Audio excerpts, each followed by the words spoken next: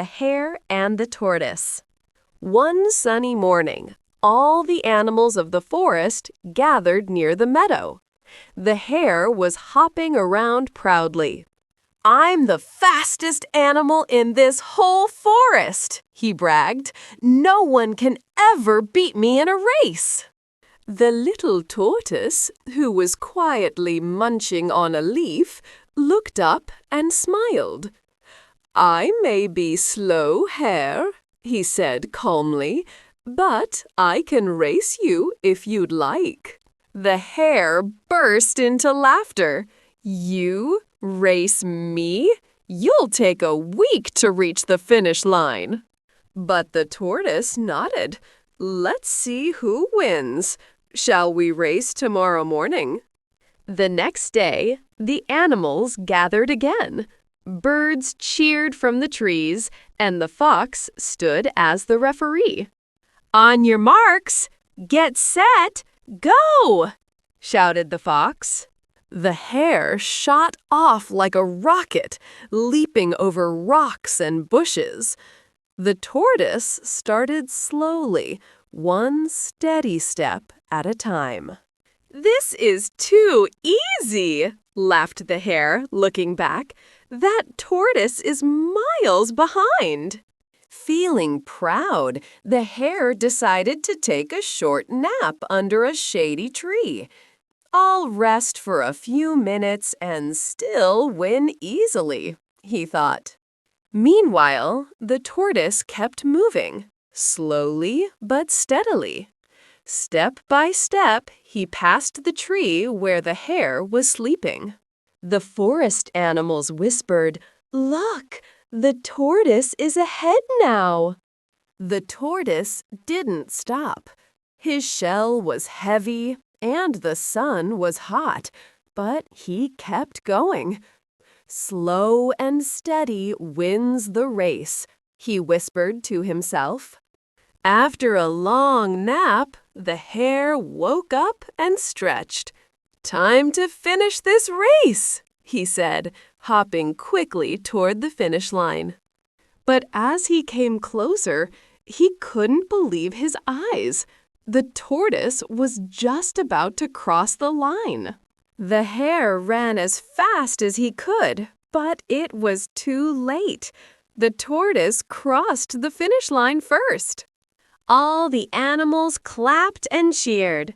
"Hooray for Tortoise! Hooray for patience and effort!" The hare hung his head. "I shouldn't have been so proud," he said. "You really deserve the win." The tortoise smiled kindly. "It's okay, hare. Maybe next time we can race again, but no naps in between."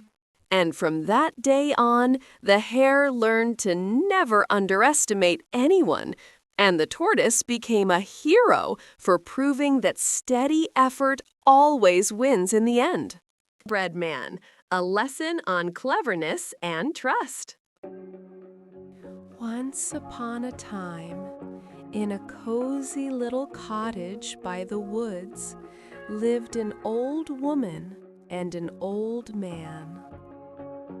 One chilly morning, the old woman said, "I'll bake something sweet to cheer us up."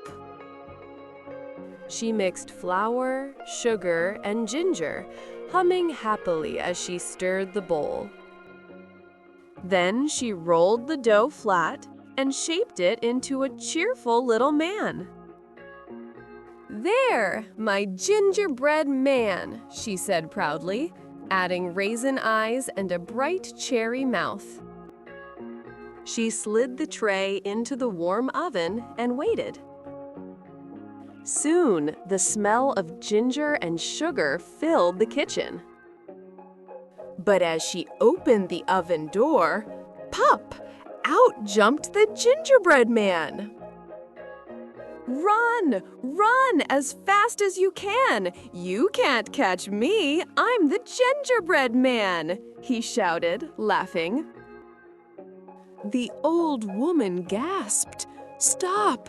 Come back! I baked you!" The gingerbread man ran past her and dashed out the door. The old man grabbed his hat and shouted, "Come back, little cookie!"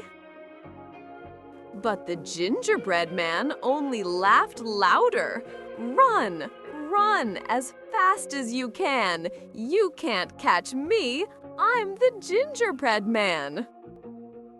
He raced down the path, his sugar buttons sparkling in the sunlight. A cow grazing nearby saw him and mooed, "Stop, little man. I'd like to eat you." The gingerbread man giggled. "I ran away from an old woman and an old man, and I can run away from you too." "Run, run as fast as you can. You can't catch me. I'm the gingerbread man." The cow ran after him, but the gingerbread man was too quick. Next, he met a horse by the road. "Nay," said the horse. "Stop, little cookie. I'd like a bite." The gingerbread man laughed. "I ran away from a cow, an old man, and an old woman. I can run away from you too." And off he went again, shouting his song. "Run, run, as fast as you can. You can't catch me. I'm the gingerbread man." Soon he came to a field where a group of farmers were working.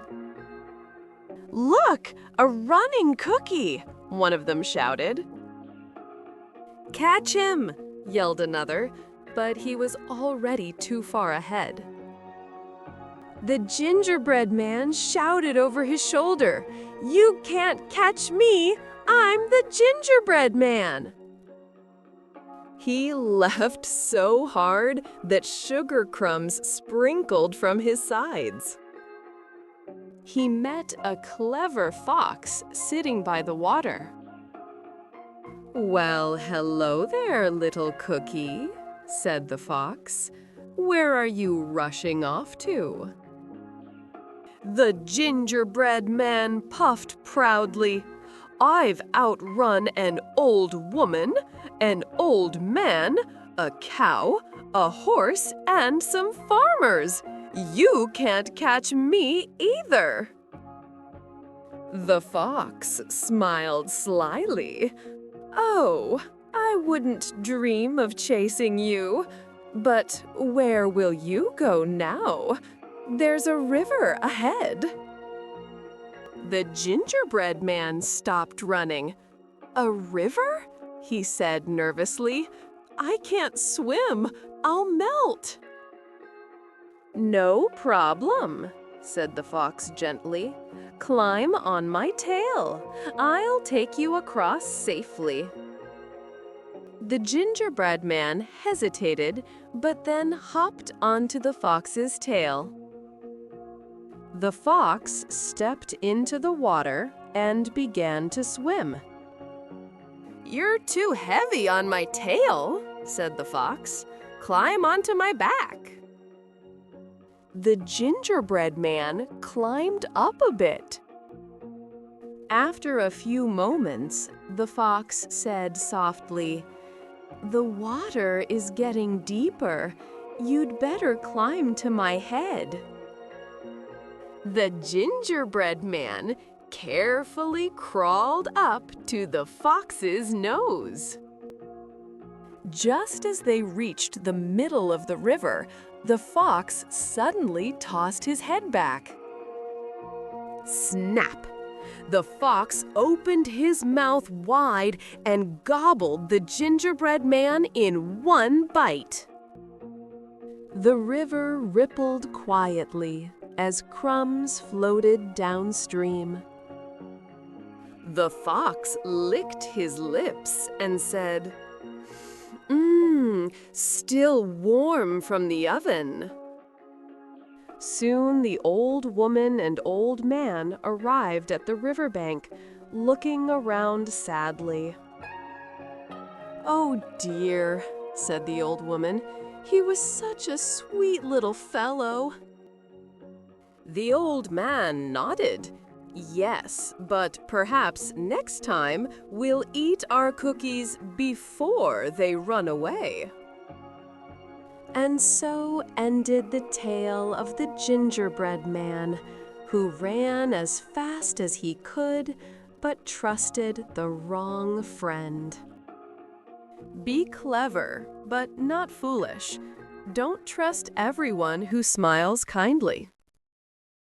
3 Little Pigs. Hard work builds lasting safety. Once upon a sunny morning, 3 little pigs set out to build their own homes. Mama Pig waved goodbye and said warmly, "Remember, my children, build wisely and work hard." The first pig, Pip, laughed. "Don't worry, Mama, I'll be done before lunch." The second pig, Pop, grinned. "Me too. Then we can play in the sunshine all day." The third pig, Puck, said, "I'll build a strong house that will last forever." Pip skipped along the path, humming, until he found a meadow full of straw. "Perfect!" Pip cheered. "It's light and easy. I'll be done in a flash." Pop spotted a pile of sticks nearby. "Even better," he said, clapping his hooves. Puck walked farther until he reached a pile of red bricks shining under the sun. "Bricks," he said proudly. "They'll take time, but they'll keep me safe." Pip built his straw house quickly, stacking bundle after bundle. He twirled and sang, "Done! Now I can nap all day!" Pop tied his sticks together and shouted, "Strong enough for me!" Meanwhile, Puck worked slowly, one brick at a time, with care and focus. He said softly, "Hard work now means peace later." One windy afternoon, a shadow crept through the trees. It was the big bad wolf, hungry and sly. The wolf sniffed the air and growled, "Ah, I smell pigs." He crept to Pip's straw house and knocked loudly. Knock, knock, knock! Little pig, let me come in," the wolf said in a deep voice. Pip squeaked, "No, not by the hair on my chinny chin chin." "Then I'll huff and I'll puff and I'll blow your house in." Puff! Whew! The straw flew in all directions. Pip screamed, "Ah, my house!" and ran down the path in panic. He reached Pop's stick house. "Pop, the wolf is coming!" Pop gasped and opened the door. "Quick, get inside, Pip." The wolf stomped up to the stick house and knocked again. Bang! Bang! Little pigs, let me come in," he growled. "No, not by the hair on our chinny chin chins," they shouted together. "Then I'll huff and I'll puff and I'll blow your house in," the wolf roared. Puff! The sticks rattled, cracked, and fell apart. Pip and Pop shrieked, "Run!" and sprinted toward Puck's brick house. Puck saw them and opened the heavy door. "Come in, brothers, you're safe here." They slammed the door shut as the wolf's shadow loomed outside. The wolf grinned wickedly. "3 pigs in one house. How convenient." He shouted, little pigs, let me come in." "No, not by the hair on our chinny chin chins," the pigs yelled. The wolf took a deep breath. Puff, puff, but the house didn't move. He tried again, harder this time. Puff, still nothing. "What kind of house is this?" the wolf groaned, panting. "Inside," Pip whispered, "he can't blow it down." Pop giggled nervously. "This house is amazing." Puck smiled calmly. Hard work always pays off. The wolf scowled. "If I can't blow it down, I'll sneak in another way." He looked up and saw the chimney. "Aha! That's my way in." Inside, Puck heard faint scratching above. He's climbing the roof. "Quick, help me light the fire," said Puck firmly. They tossed wood into the fireplace. Crackle, snap, flames danced brightly. Growling, the wolf climbed down the chimney, whispering, "Dinner time." Whoosh! Smoke and sparks rose up suddenly. "Yow!" The wolf screamed and shot out of the chimney like a rocket. He landed in the dirt, tail smoking, and ran into the forest howling. "He won't come back soon," laughed Pip. "Your brick house saved us, Puck," said Pop with relief. Puck smiled kindly. "See? Patience and hard work build safety." "I'll never build with straw again," Pip said firmly. Pop nodded. "And I'll never rush my work again." They cleaned the room, then sat by the warm fire together. Puck raised his cup. "To hard work." "To teamwork," Pop said cheerfully. "And to no more wolves," laughed Pip. The stars twinkled above their cozy brick house that night. Puck whispered, "Good night, brothers. You're safe now." Outside, the wind was gentle and calm again.